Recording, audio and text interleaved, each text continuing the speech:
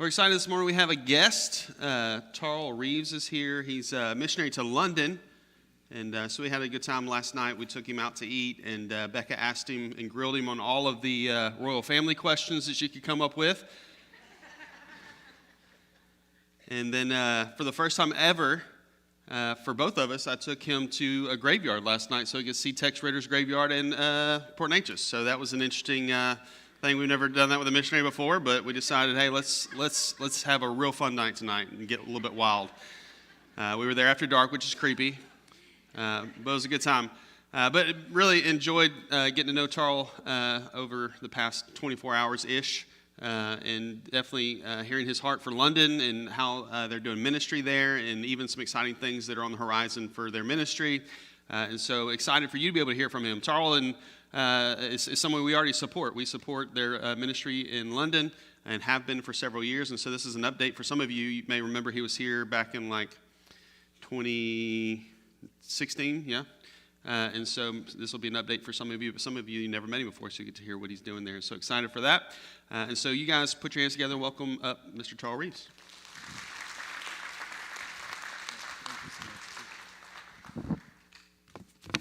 All right. Oh, hey, how's everyone doing?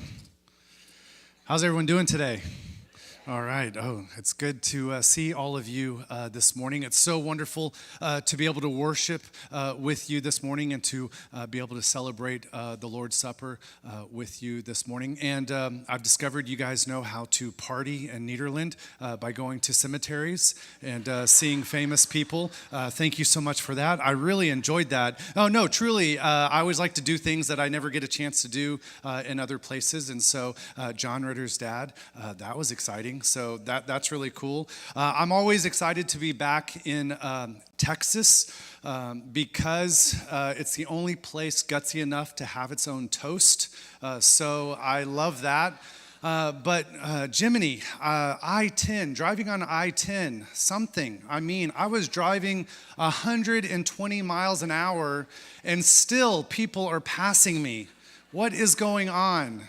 Please. It was like the Autobahn out there. You guys need to get control of yourselves. Something is happening. If you want to go ahead and put up the first slide up there. As your pastor mentioned, you guys have been gracious enough to be supporting our family for a number of years. My wife and I, our family, have been missionaries since 2008 to London, England. We moved to London in 2011 with our family. That little boy in the front, he was just 1 year old when we moved to London. That's crazy for us being missionaries going to another country. And then you started supporting us in 2016, and we shared a little bit of our ministry, and that's when our ministry really took off. And so I think you guys were really the impetus behind that. So I really want to thank you for that. And really what I want to be doing in the next few minutes for this morning is I want to have this time as a little bit of a celebration for what God is doing, not only in London, but really through the partnership of not only your giving, but really with your prayers and your support with worldwide missions, because we could not be doing what we're doing in London, England, without your prayers and without your support. And so I'm going to be going through a few pictures, and I'm going to show you a video in just a second, but really this is a celebration of what God has been doing, not only all around the world, but particularly in London, England. So my wife and I, we've been married now for 23 years. We have 3 kids. One of them is getting ready to go off to college. And so obviously our family is devastated for that. We're really sad that kids grow up. They happen to do that, I know. But we're really excited for him. And so that's one of the reasons why we're back on furlough right now. And so he's getting ready to go off to college. Next slide, please. And so when I tell people that we're missionaries to London, a lot of times they get a quizzical look on their face, like, why London? You know, why would you be a missionary to London, England? You know, why wouldn't you want to be a missionary to somewhere else, like Africa or South America or Asia? And, you know, being a missionary, I love missions. I love missionaries. I think we should be sending missionaries all around the world. I think it's imperative. We want to fulfill the Great Commission. So let's get on board with that, of course. But I remember my very first time that I'd ever been in London. It was in 2002. My wife and I, we led a missions trip with 13 teenagers to London. And I remember we hadn't even been in the country for 2 hours. We just landed in Heathrow. We got all of our luggage onto the coach that we were going to go to the church that we were going to help work with for the next 3 weeks on an evangelistic missions trip. And I remember we were driving through the city. And of course, when you first land in another country, especially like London, you're excited, and so you start seeing all the things that you'd only seen in movies and TV shows and books. And so you're taking pictures of everything and you're just taking it all in. And then I saw something that completely shattered all of these preconceived ideas that I had built up in my mind as far as what London and England was supposed to be like. I saw a Muslim man who proceeded to get out his prayer rug when we stopped at a stoplight. We were stopped at a stoplight, and he got out his prayer rug and he laid it across the sidewalk. And he proceeded to get on his hands and knees and started praying and bowing down towards Mecca because it was his call to prayer. And all the people that were walking on the sidewalk were having to walk around him because he was taking so much of the sidewalk. And I just remember being shocked by this because I thought, isn't this England? Isn't this the place of, great Christian churches, great Christian writers, great Christian missionaries, great Christian books, and a huge Christian past? And here I was face to face with something that completely shattered all of these preconceived ideas of what I thought London was supposed to be like.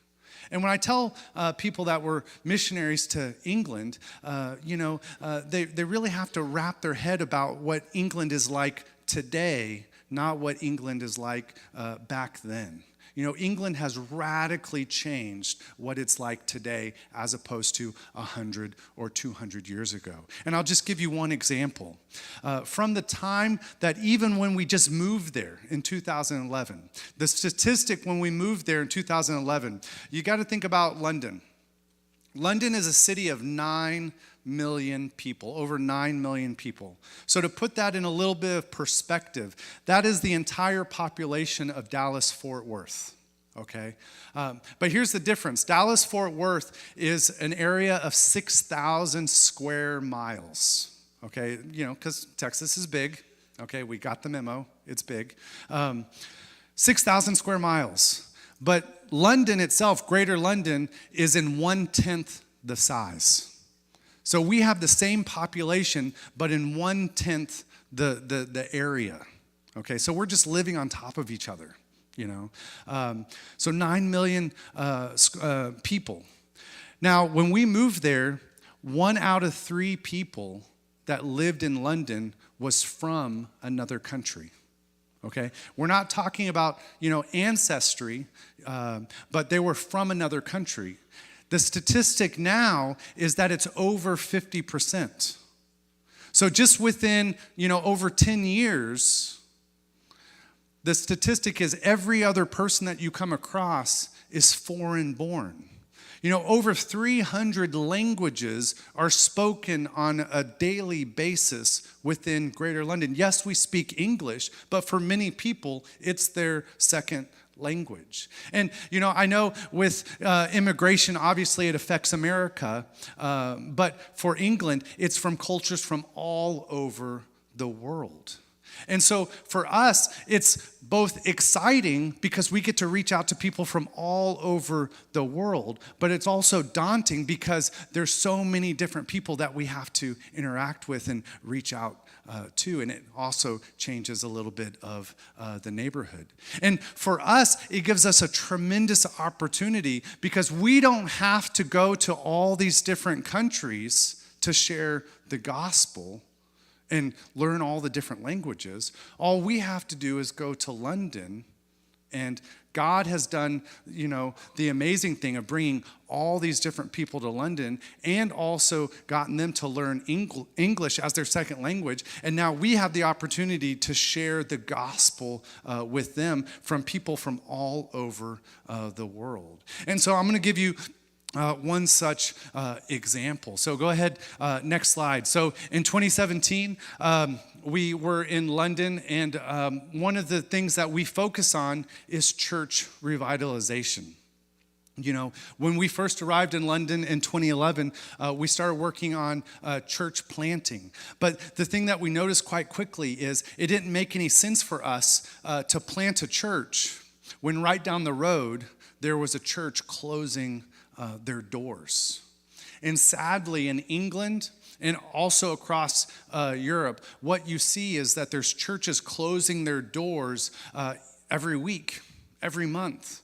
If you ever get a chance to visit England, to visit Europe, what you'll see is a lot of places that kind of look like a church. But what is it now? It's an office building, it's a restaurant, it's a hotel, it's a nightclub. There's one that I walked by. It was a mattress store.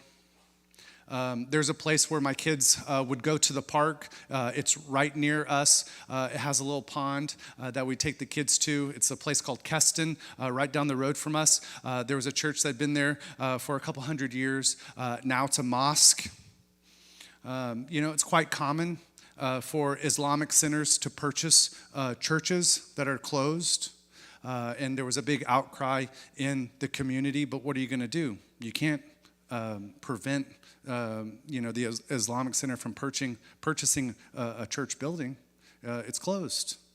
And so what we want to do now is we made this shift from why start a church when we can help turn around a church from closing their doors forever. And so we started identifying church buildings, churches that had been closed, and trying to build relationships with them to help prevent them from closing. And this is one such church. This church that you see was closed for 2 years. Now, we didn't know that at the time when we first went there. Me and my colleague, Justin, we went there on a Sunday morning at 11 o'clock. We did as much research as we could. We couldn't find their website. We went there, we arrived at 10:30. We were trying to get there early, We got all dressed up, ready to go, and we found the gates all chained up. So we had to hop over. And then we showed up to the doors, and they were all locked. And so we started walking around all over the building, and everything was locked up. We were really confused because we kept on looking at the sign that had seen better days, and it had electrical tape all over it, and it was falling down. And we were like, well, what's going on? And we keep on checking all the doors, and it's like 11:05, and we're like, what's happening? And then this lady comes walking by on the sidewalk, and she says, what are you doing at my church? And we're like, whew, I guess she's a part of the welcoming committee or something, We're like, we want to come to your church, we want to come worship with you. Is that okay? And she's like, oh, okay, well, come follow me, And we're like, oh, all right. So we hop back over the wall, and against all the instincts that your mom tells you to don't follow strangers, down the road for 5 minutes, we're following this strange lady down the road for 5 minutes. And finally, go ahead, next slide. We arrive at someone's house. And this is where they had been meeting for 2 years. They had been meeting at someone's home. And they were basically having a house church. There was only 8 members to this church. And sadly, many of them had gotten quite old. Many of them couldn't afford to keep the building open.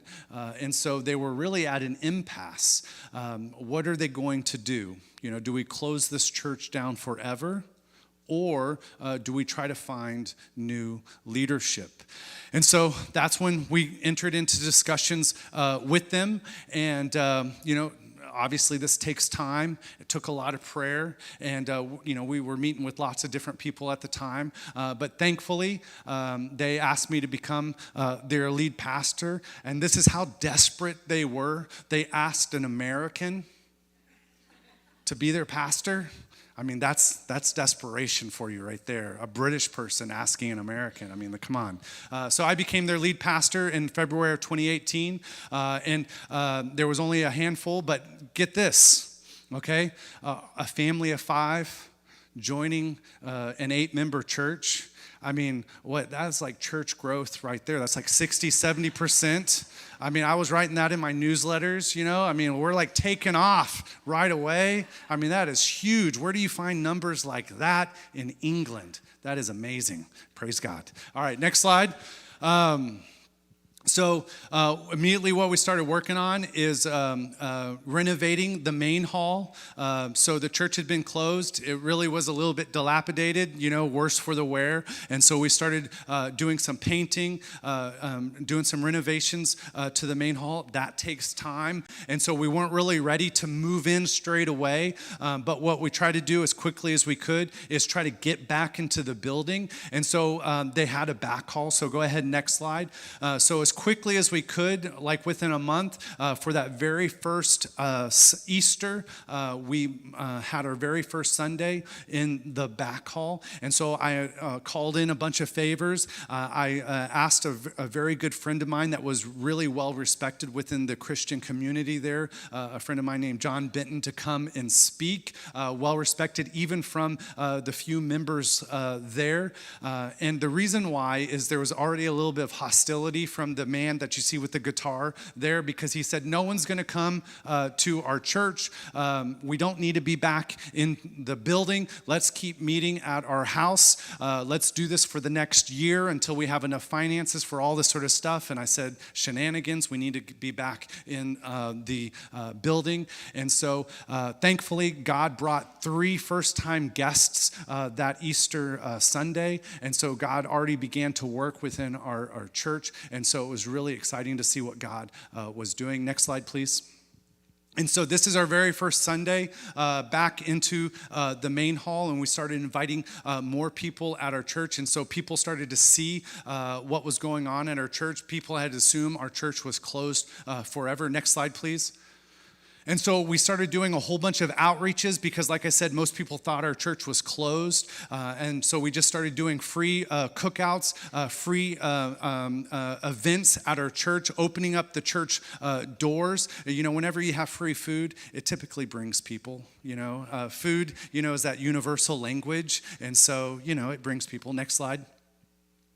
And so we just started growing from there. We got a bouncy castle out front. And so from there, bringing in kids. Next slide, please. And I'm going a little bit fast just because of the sake of time. And so if you have any questions about anything that I'm talking about, please feel free and come talk to me after the service. This picture was taken last year. This event is actually going on tonight. So what I'm going to be sharing right now is actually happening tonight as well. But we do a yearly event where we open up our church doors in the evening for a couple Sundays in a row, where we put on a free movie on our projectors. We give free food, free popcorn, free cotton candy. They call it candy floss. I don't understand why they call it candy floss, but it's cotton candy. And then what we do is we have all of our church members engage in gospel conversations with the adults while the kids are watching the film. Usually we have anywhere from 150 to 175 within the church building watching the movie. And so it's really a huge hit every single Sunday evening. And this is how we get a lot of people starting to come to our church. But here's the added kicker that we do is we show a bunch of trailers before we show the movie. And so one of the trailers is we show an intro to our church, and it's usually about a 3-minute video that details all the exciting things that happen at our church. Now think about this. When you're a British person or a European, what do you think about when you think about going to a church? It's usually something very cold, very ornate, a lot of stained glass, a lot of statues everywhere, a lot of lighting of candles. There's usually a strangely dressed man, with robes everywhere. How would you like it if your pastor came and giving a message in his robes? That's typically what they think about. They don't really see or understand that you don't really need any of that to have a relationship with an eternal God. And so to see that there can be life in a church is really quite shocking, quite new. And so it really kind of opens their eyes to something very, very different. And I'm going to show that video to you at the end of this. But it really gets them excited and brings people back to our church. But then right after that trailer, we give them a 5-minute gospel presentation because we want everyone within the church building to be able to hear the message of Jesus Christ, and obviously a message of Christ's salvation for them. And then obviously we show them the movie. Next slide, please. This is my wife. This is when we first started off. When we first went to this church, guess how many kids we had when we first went to this church? We just had 3. It was just my kids. One of the older gentlemen, he was very nice, very kind, but he was trying to be encouraging. He said to my wife and I, he said, "Hey, don't worry. I was the only kid growing up in my church my whole life, and I turned out okay." And I was like, I don't know about that, that's to be determined. And my wife and I, we looked at each other and we're like, well, that's not the way we want it at our church. And so my wife, having a passion for not only our children and their spiritual walk, but then children in general, she took it upon herself to really start to develop the children's program. And so she started teaching the kids, and we started having kids come. God started bringing children. And so next slide. So we had to move from the multi-purpose room that we had to the back hall where we used to meet, and we started growing. Next slide. This was taken last year to where now we filled up the entire back hall. Here's what's exciting. When we first started, we had 1 class spanning the generations of kids. Now we have 4 classes of kids. So we have a nursery, we have a toddlers, we have an elementary, and we have a youth group. And so this is really exciting of what God is doing. Now this is abnormal. Okay, what you're hearing about in England, I know, it's hard to kind of compare apples and oranges, but Christianity is all but in decline or has declined in England. Most people don't go to church. The number one religion in England is no religion. Most people don't believe in God. Most people don't believe in Jesus. If you're one of those people that believe in these things, literally, you're viewed as kind of a weirdo. It's like, why would you believe in that? No one actually believes in a real God, Jesus. Why would you believe in that? That's odd. And so for this to actually happen is quite shocking. But we're so thankful for what God has been doing in our area of Southeast Greater London. Next slide, please. So this is kind of where we're at now as far as in the main hall. Next slide. This picture was taken last year. And so we went from a church that was closed for 2 years with 8 people, okay? And now our average on a Sunday is about 175 people on a Sunday morning. And so, yes, praise God. We're so thankful for what God has done in London, in Southeast Greater London. Now, just to give you a bit of context, okay? This sort of thing is not impossible, obviously, in England. God has made this happen. But to do this within 5 years is just breathtaking. It's almost like strapping yourself to a rocket and just taking off. Typically, within England, this sort of growth takes about 17 to about 20 years. If you read any sort of books or talk to any other church planners or church revitalizers within England, that's typically how long it takes in the situation that we're in. And so we're just amazed by what God has done already. And so we're already looking at what's the next step for our church. We've already sent out one pastor to go revitalize another church that hadn't had a pastor. So we're really thankful about that. We sent out another ministry worker in our church to help out a church that didn't have a pastor. And so we've already helped out a number of churches in our area. And also we regularly send out our deacons that have the capability of preaching to go to other churches to help fill the pulpit for people that don't have pastors. So we're trying to figure out what is our next step for our church space-wise. And so just for the sake of time, please pray for our ministry. Please pray for what we're doing. Let's see what's the next slide, because I'm going to see. Oh, yeah. Joe and Sally receiving Christ. Next slide. Let's see. Baptisms. Oh, yeah. Someone joked with me about the trap door. Here's where our baptistry is. So we do actually have a trap door for ourselves. Next slide. All right. Next slide. People getting baptized. Next slide. I probably shouldn't go through these. Family from Hungary getting saved. Let's see. Next slide. More people getting saved. Next slide. I'm just going through the pictures just because it makes me happy. All right. Next slide. Next slide. Daniel. Oh, wait, go back. Daniel. Daniel was one of the first people I had the opportunity to lead to the Lord. He was 15 and a half.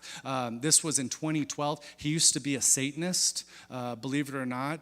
I was at his wedding. He's now at our church. He's one of our evangelists. He teaches one of our small groups. He went to Oxford. He's an amazing man of God. And so we're just so thankful for what God has done in his life. Next slide. This is Terry being sent out. We're so happy to get rid of him at our church. Next slide. Don't tell him I said that. Oh, this is where I wanted to get to. So this is my commercial for you, Pastor. Okay, so 2026, be in prayer. If you want to come take a missions trip, next slide. So I would love for you guys, if you want to take a real missions trip, not like going to Tijuana. I mean, come on, man. That's nothing. That's nothing. Next slide. I mean, that's just going over the border, all right? Next slide. So if you want to go on a real missions trip, I would love for you guys to come to England to be able to talk to people about the gospel, share the gospel in English. You don't have to learn another language. And we teach you how to kind of begin the conversation, close the conversation, but you get to share the gospel with people from all over the world, with Muslims, with Hindus, with Sikhs, with agnostics, with atheists, maybe a Satanist. We would love for you to be able to come and witness with us, and it would help our church, but then also will give you tools to learn how to witness to those here back in your community. Next slide. All right, I'm running out of time. Let's go ahead and roll the video. And the reason why I want to show the video to you is it shows kind of where we're at now as opposed to where the church used to be. So go ahead and roll the video. Hello. Welling Church is a vibrant community of Christians committed to glorifying God by discipling each generation to reach people for Christ. We would love to let you know about the wonderful things happening at our church. We would love for you to join us at one of our upcoming events. Our Sunday morning worship services are one of our favourite times to spend together and the perfect place to get involved. We meet Sunday morning at 11 a.m. During this time, we worship together through singing and life-relevant and biblical preaching. We desire to help everyone take place in their next step in their faith journey and experience the life change that God can provide for them. During our Sunday morning worship service, we offer classes for the whole family. We have a creche available for under 2s and a toddler group for those that haven't started primary school. Each week, our desire is not just to watch the little ones, but to teach them biblical stories and songs as well. Our kids' church is a time to hear biblical messages in a fun-filled environment through songs, games, videos, and crafts. It's also a brilliant time for everyone in primary school to grow in their relationship with God and build close friendships with others. Our youth service is for those who are in secondary school. Here we teach important principles from the Bible that every teenager needs to know, and also discuss what it means to be a true follower of Christ. At the end of every Sunday service, we have a time of fellowship. Please feel free to hang around for a cup of coffee and a pastry while getting to know some of the many people that call Welling Church their home. Throughout the week, we meet up with our pastors and leaders for one-to-one personal discipleship and Bible study. Whether you have been a Christian for a short time or maybe thinking about becoming a Christian, we would love to sit down with you to open up the Bible to talk about why Jesus Christ is so important for your life. Welling Church has many opportunities during the week where you can join a small group for Bible study, prayer, and fellowship. Each group aims to connect people to Christ and each other while focusing on specific spiritual topics for your life. We have groups for mums of little ones, young adults, those seeking freedom from addiction or recovery, or just those looking to study the Bible with a men's small group or a women's small group. Every Friday night during school term, we meet for Adventures Club. We have 2 clubs, one for primary age and another for secondary age, that includes a variety of activities, such as games, lessons from the Bible, worship, small group, and snacks. Not only is Adventures a really fun time for everyone, but it's also a safe place where kids can take the next step in their faith journey. Throughout the year, we have men's and women's events to provide a place to meet new friends and be encouraged to live for Christ. We hope you can attend the next men's breakfast or ladies' brunch. Welling Church also has family fun nights. The whole night is a crazy game show where you and your family are not only the audience but also the contestants. We have fun songs with actions, a short life-relevant Bible message, and a snack afterwards. Whether you are single, retired, or a family of 10, all are welcome to be a part of this fun-filled evening. We would love for you to join us for a night of fun and games.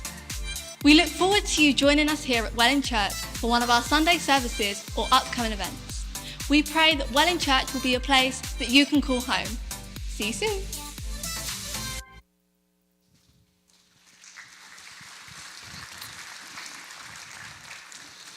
All right. Thank you so much for that. We're so excited for what God is doing. So here's how I'll end this, and then we're going to open up to Jonah chapter 3. Believe it or not, these are brand new prayer cards. I've never given this to any other church. You're the very first church. Ooh. Man, you guys aren't impressed at all. I'm serious. You're the very first church. I don't say this to any other church. I'm not just saying that. This is the very first church. So I'm sorry that we're so ugly, but this is our prayer card.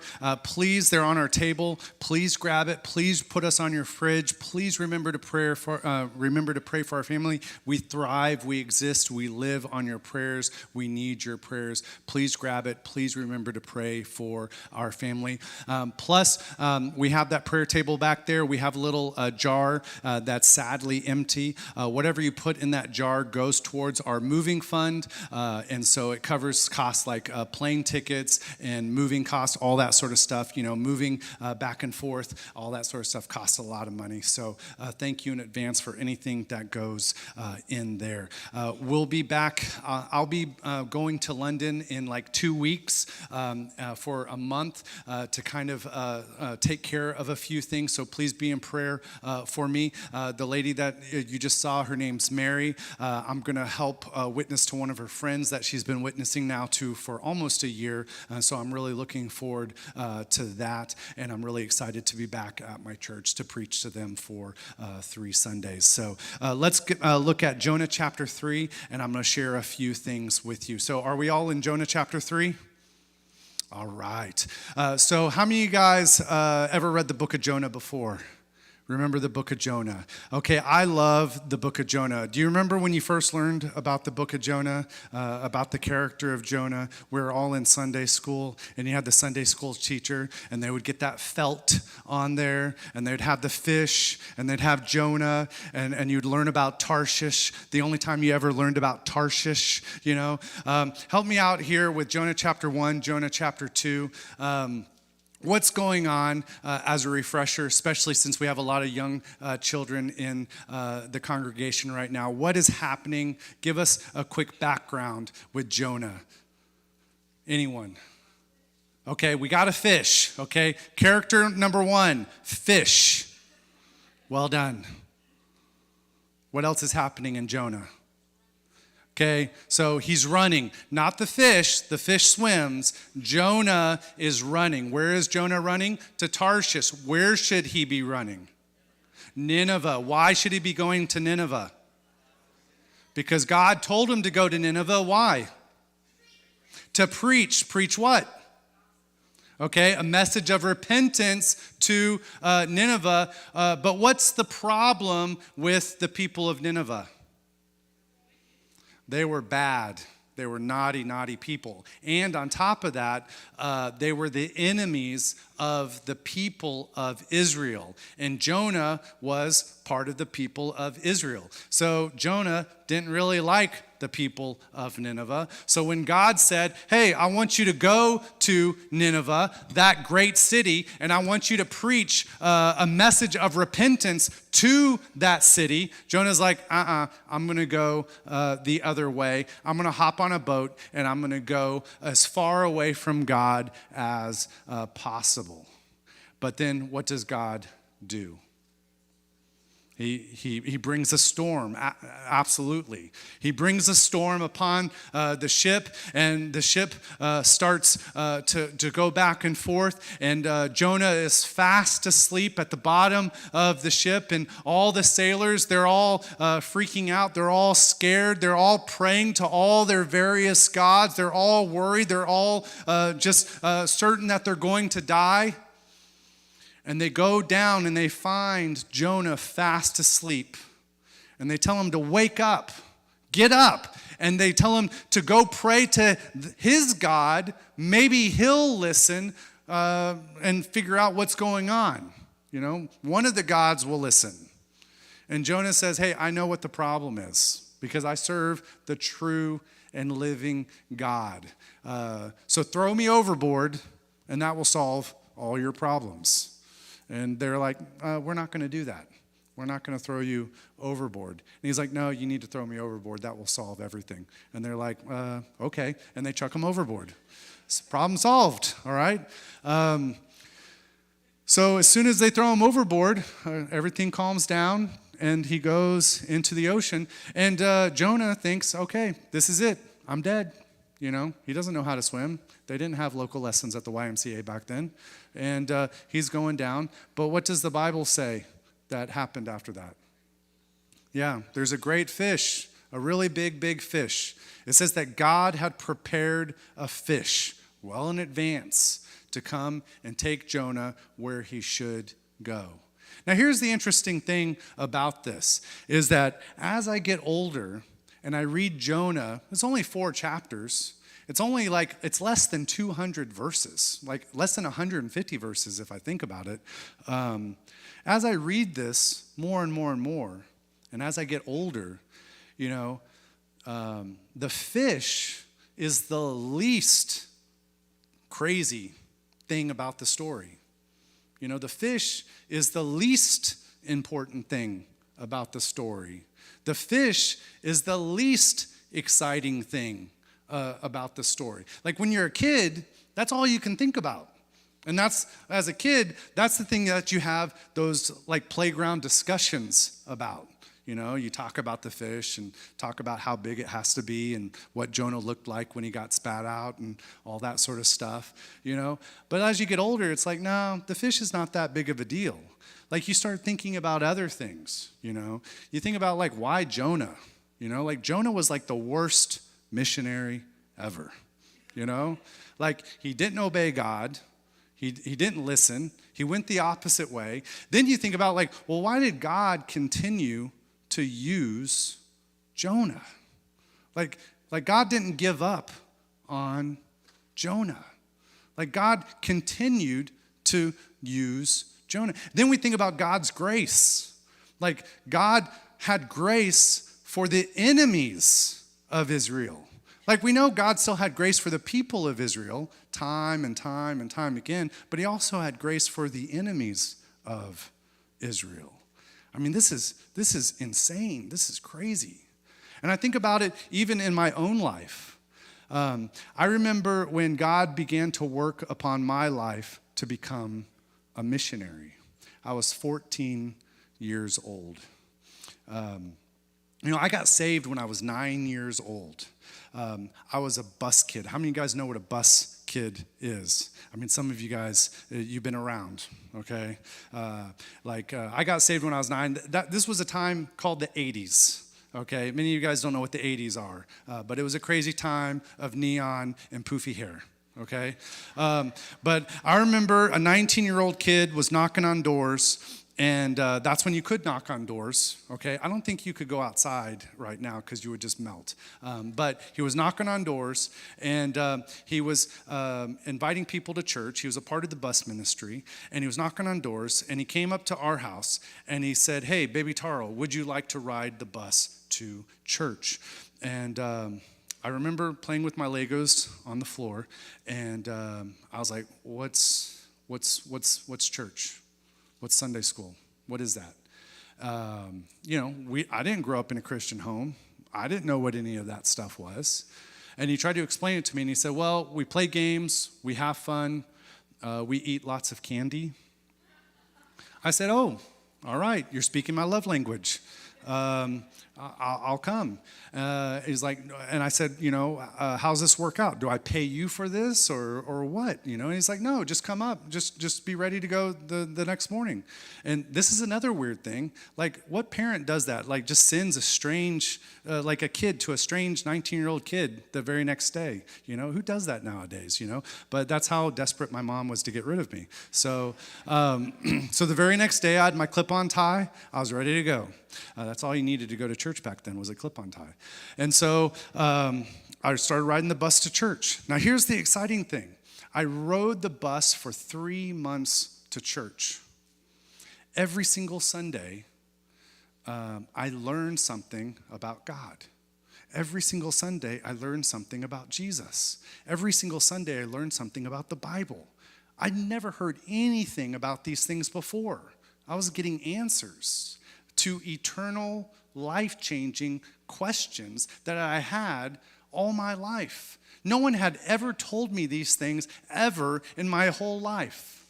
And this was the very first time that anyone had ever told me about God loving me so much that he sent his son to die in my place so that I could have a relationship with him for all eternity. And all I had to do was place my faith and trust in Jesus. So knowing that when I died, I could spend eternity in heaven with him. No one had ever told me that before in my whole life. And after 3 months of riding the bus, I got saved. And what's incredible about that is that shortly after that, my mom got saved. And shortly after that, my sister got saved. And shortly after that, my dad got right with God and started coming back to church. And my whole family was affected and impacted for all eternity. Why? Because a 19-year-old kid invited a 9-year-old to church. It changed our family's life forever. Shortly after that, we moved to St. Louis. I was a part of a new youth group, new church. The youth pastor said, hey, 14-year-old Tarl, would you like to come to camp, Christian camp? And I said, what's that? And he said, well, we play games, we have fun, there's going to be girls there. And I said, hey, all right then, how's this work out? Do I pay you? What's going on? And he said, hey, just come next summer. We'll work it all out. And, we went to camp. All I remember about camp is it rained a lot and it was muddy. That's all I really remember about it. But here's the other thing I remember, is that this was the very first time in my life that I knew without any doubts that God wanted me to be a missionary. I just knew God wanted me to be a missionary. And guess what Guess what I said to God at 14 years old? I said, no. I said, no way. I mean, have you guys ever met a missionary before? They're weird. They're odd. Do you guys know what missionaries do? I mean, they go to some far-off land. You know, they give up their family. They give up the comforts of their home. You know, they give up all that they know. I mean, fortunately for me, I didn't have to learn another language, right? But they have to go through all that rigmarole, you know, and learn another language. I didn't want to do all that, right? Who wants to do all that? So I said no to God at 14 years old, even though I knew that's what God wanted me to do. What happens when you say no to God? Right? I mean, it wasn't good.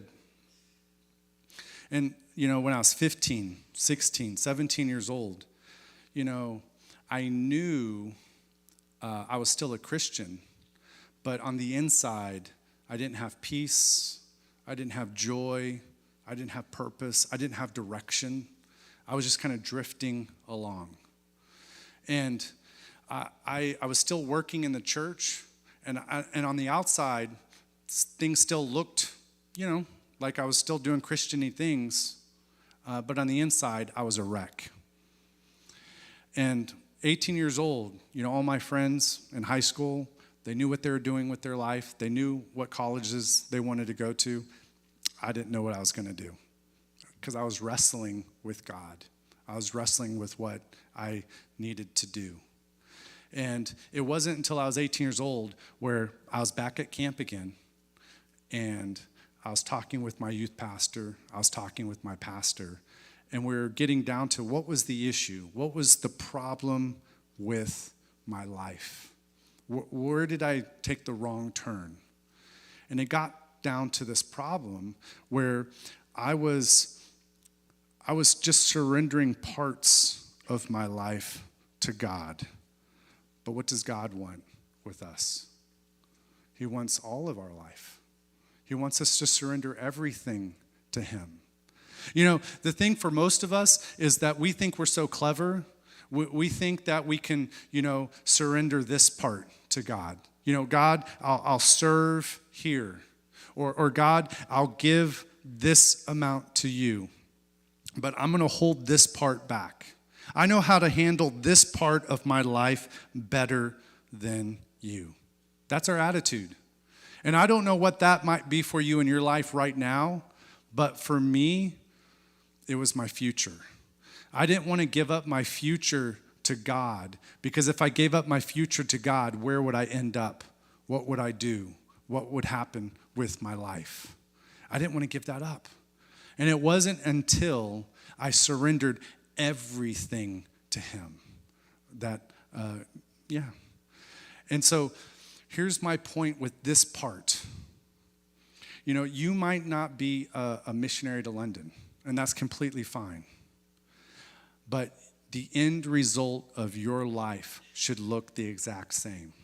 You should be willing to surrender each and everything of your life completely over to him. Now, real quick, and then I'm going to be done. 20 seconds, maybe 30. Jonah chapter 3. Here's what it says in the first 2 or 3 verses. It says, the word of the Lord came to Jonah a second time. Get up, go to that great city of Nineveh and preach the message that I tell you. And Jonah got up and went to Nineveh according to the Lord's command. Here's what Jonah did in Jonah chapter 3. This is the exciting thing. Jonah, the word of the Lord came to him again. I mean, this is the crazy thing. God still had a mission for Jonah. God still had a purpose for him. God still had a plan for the people of Nineveh. It needed to get done. God was still determined to work through him. What does this tell us? For Jonah, and for us. Here's the thing. Many times, maybe not all the time, but many times, God gives us a second chance so that we can give others their first. Many times, God gives us a second chance so that we can give others their first. You know, what is going on in your life right now? What areas of your life have you been delaying, that you've been putting off, that you've been disobedient in, that you have not surrendered, that you said, that's someone else's problem. That's something long ago. I don't need to do that anymore. We've gotten a little bit older, or we've put that aside. That's not me anymore. Are you one of those Jonahs where you had that in chapter 1, but now you're at chapter 3? There's still something that needs to be accomplished. Why is this so important? Because the plan still needs to be accomplished. What if I wouldn't have listened? What if I wouldn't have obeyed? Where would some of these people in Southeast Greater London have been? I had to have been obedient. God's plan needs to be accomplished. What is God going to do through you? You need to surrender. You need to obey. This morning, I want to encourage you. I want to encourage you to pray, to surrender, to lay those things down today. This is our opportunity. This is your opportunity to surrender those things down before the Lord. So if you could bow your heads and close your eyes. I just want to pray for you this morning before I turn it over to your pastor. I just want to pray for you briefly, to give you an opportunity, to give all of us an opportunity to maybe lay some of those things down before we close in our worship. Dear Heavenly Father, we just thank you for this morning. We thank you for this time of worship. We thank you for your word. We thank you for the example of your servant Jonah, with the ups and the downs, with the obedience and even the disobedience. We see that how your plan will be accomplished, even with the unfaithfulness of your workers. I pray for us as fallen people in this world, in this church, that we won't be like that you will use us, that you will continue to use us, that you will just help us, give us strength, the ability, the wisdom to be able to carry out what you would have us to do, even in those times of weakness, that we can glorify, that we can share your word, your son, your gospel to a lost and dying world. And we ask these things in your son's name. Amen. All right, well, we want to give a time of response, and so we're going to sing one